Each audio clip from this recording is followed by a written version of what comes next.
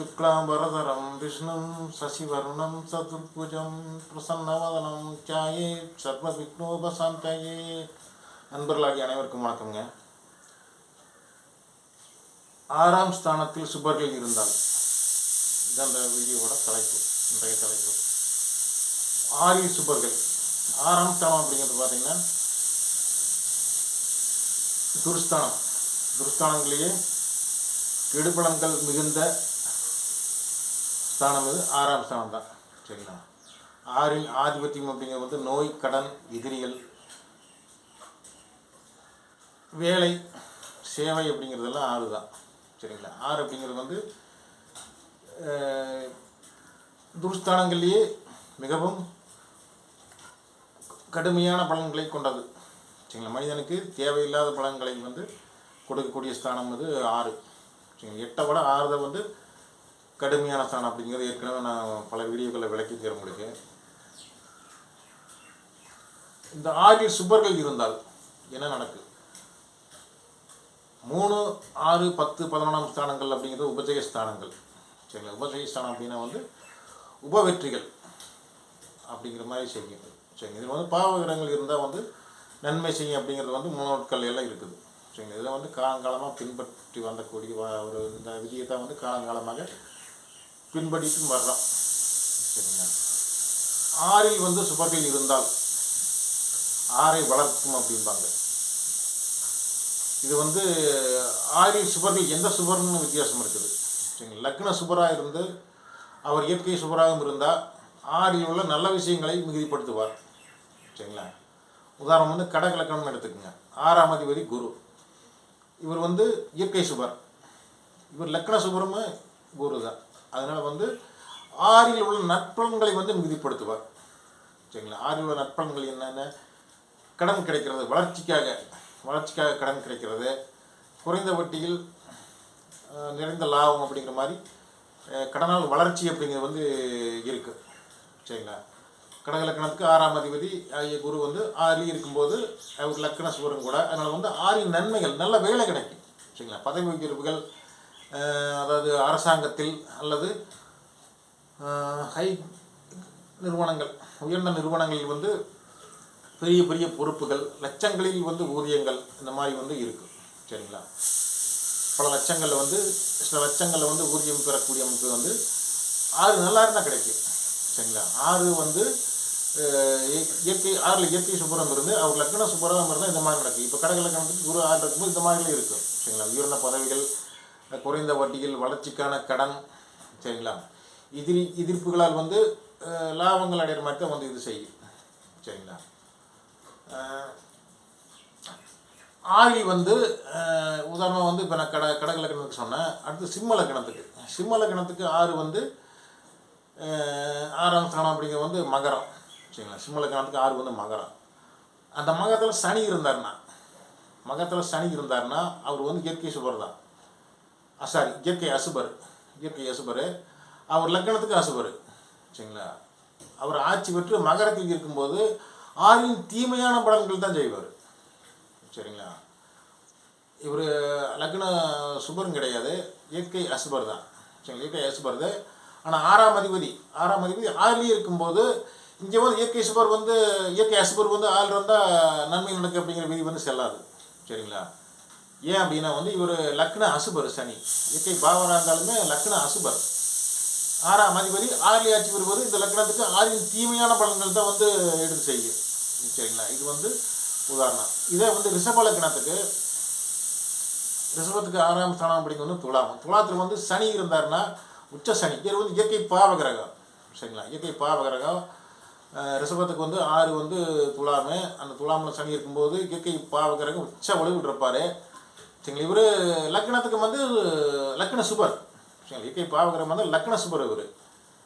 லக்ன சுபர் இயற்கை அசுபர் ஆகிய 6 வந்து உச்சமடைந்து வலுவாக இருக்கும்போது அனைத்து விதமான நன்மைகளும் நடக்குது. ஆனால் ரிஷப லக்னத்துக்கு 9, 10க்குரிய ஒரு தர்ம கர்மாதிபதி. இவர் வந்து 6ல் உச்சமடையும் போது தகப்பன் வழியில், சரிங்களா, தகப்பன் வழிகளில் உயர்வுகள் அப்படிங்கிற வந்து இருக்குது. தகப்பனே உயர்ந்த நிலையில் தான் இருப்பார். சரிங்களா? நன்மையான வேலைகள் அப்படிங்கிற வந்து கிடைக்கும். சரிங்களா? உயர்ந்த பதவிகள் அப்படிங்கிற வந்து கிடைக்கும். சரிங்களா. மக்கள் அரசியல் அப்படிங்கிறது மிகுந்த ஒரு லாபங்களை வந்து சேர்க்கும்.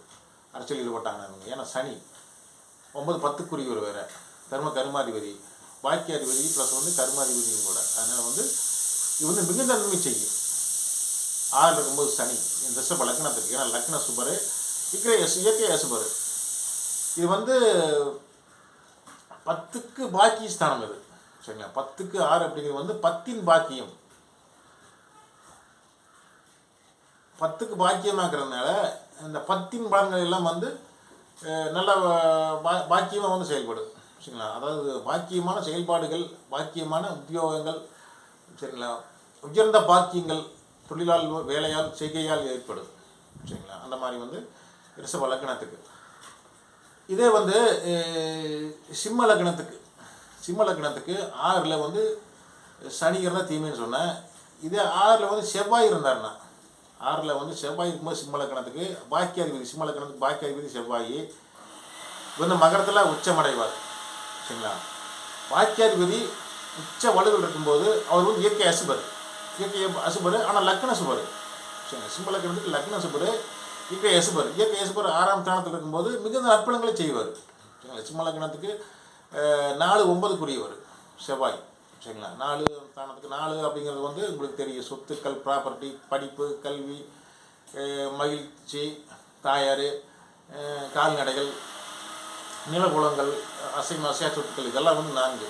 சரிங்களா. இந்த வழியிலையுமே தகப்பன் வழியிலையுமே மிகுந்த நன்மைகள் அப்படிங்க வந்து இருக்குது. 9 அப்படிங்கிறது உயர்ந்த பாக்கியங்கள், தந்தை, சரிங்களா, உயர்வானவர்கள் அனைத்தும் வந்து 9.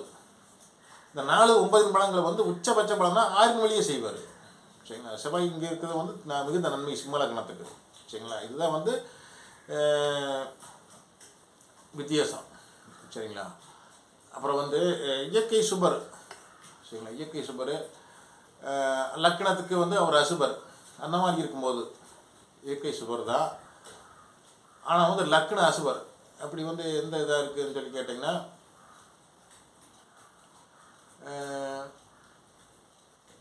அதாவது வந்து மேச லக்னத்துக்கு வந்து 6ஆம் ஸ்தானம் வந்து கன்னி. சரிங்களா. கன்னி வந்து 6ஆம் ஸ்தானம். இங்கே வந்து 6 அதிபதி புதன் இங்கே இருந்தார்னா, இவர் வந்து இயற்கை சுபர் புதன். சரிங்களா. இயற்கை சுபர் புதன், ஆனால் வந்து லக்ன அசுபர். சரிங்களா. இங்கே இருக்கும்போது வந்து நன்மைகள் இருக்காது.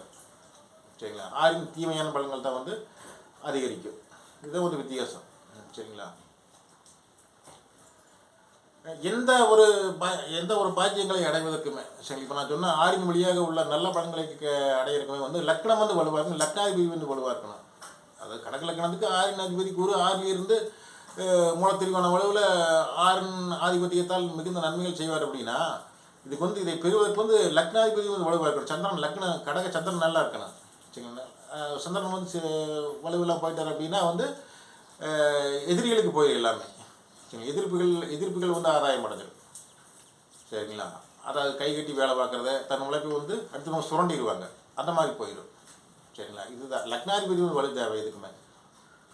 சரிங்களா. 6ல் வந்து 6ஆம் ஸ்தானத்தில் வந்து இயற்கை அசுபர்கள் இருந்தாங்கன்னா வந்து அவங்க வந்து லக்னத்துக்கு சுபராக இருக்கணும். சரிங்களா. லக்னத்துக்கு சுபராக இருக்கும்போது மிகுந்த நன்மை இருக்குது.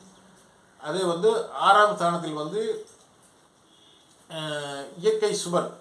சரிங்களா. இயற்கை சுபர் இருக்கும்போது அது வந்து லக்னத்துக்கு அசுபராக இருக்கும்போது, நல்லா புரிஞ்சுங்க, லக்னத்துக்கு அசுபராக இருக்கும்போது இயற்கை சுபராக இருந்தாலுமே லக்னத்துக்கு அசுபராக இருக்கும்போது 6 தீமையாகத்தான் செய்வார், அதிகப்படுத்துவார், மிகுதிப்படுத்திடுவார். சரி, வளர்த்து விடுவார். சரிங்களா. அவர் இயற்கை சுபராக இருந்தாலுமே லக்ன அசுபர் அப்படின்னா வந்து அந்த இயற்கை சுபத்தை வந்து மிகுதிப்படுத்தி 6ஆம் ஸ்தானத்தில் மிகுதிப்படுத்த என்னாங்க, கடன்காரர்கள் அதிகமாகிடுவாங்க, எதிரிகள் அதிகமாகிடும், நோய்கள் வந்து அதிகமாகிடும். சரிங்களா. சேவைகள் வந்து ஒரு ஒர்க்லோடு அதிகம் அப்படிங்கிற மாதிரி வந்துடும். சரிங்களா. மிகுந்த ஒர்க்லோடு இருந்து என்ன பண்ண முடியும், எந்த ஒரு ஒர்க்லோடுனா மிகுந்த ஒரு வேலை அப்படிங்கிறதுமே வந்து ஒரு அளவில் தான் இருக்கணும். மிகுந்த வேலை செஞ்ச கடுமையான உழைப்புகள் கொடுத்து அவர் வந்து நோயாளியாக்கிடும். சரிங்களா. 6 வந்து நோய்ங்க தான், ரோகம் அப்படிங்கிறது தானே 6. இதுதான் வித்தியாசம். சரிங்களா.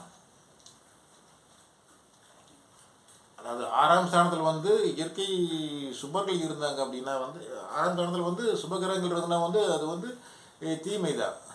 சரிங்களா, தீமை தான். ஆனால் அவர் லக்கணத்துக்கு அவர் சுபராக இருக்கும்போது நன்மை கொடுக்கும். சரிங்களா, இதே வந்து 6ல் அசுபர் இருக்கும்போது இயற்கை அசுபர் இருக்கும்போது அவர் லக்கணத்துக்குமே வந்து அசுபராக இருந்தார்னா அது தீமை தான். ஆட்சி பெற்றாருன்னா அங்கே தீமை தான். அவரோட வீடாக இருக்கும்போது அது தீமை. சரிங்களா, ஓகே. பிரச்சனை அடுத்த வீடியோவில் 8ஆம் ஸ்தானத்தில் சுபர்கள் இருந்தால் எப்படி இருக்குது அப்படிங்கிறத பார்க்கலாம். சரிங்களா, நன்றி.